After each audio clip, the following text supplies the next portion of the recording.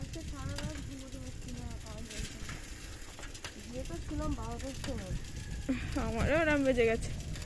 রান্না করছিলাম, আজকে রান্না কাল রাতে করে ভালো।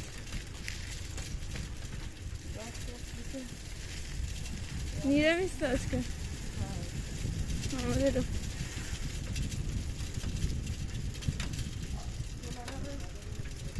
আমি চারটে শাক খাই, আমাদের বাড়ি কোনোদিন একদিনে দুটো শাক খাই। শীত পেলাম ছেলেতে, কালকে আমি শাক রান্না করিনি, কালকে তোকে বললাম না যাবো না আজকে, আমি রান্না করবো আর 9টার ট্রেনটা ধরবো।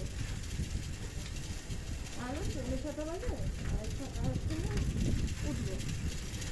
জানিস আমি পুরো ঘুমিয়ে গেছি, 7:30 আমার দিদা ফোন করেছি, 7টা 20 তখন ঘুমিয়ে গেছি।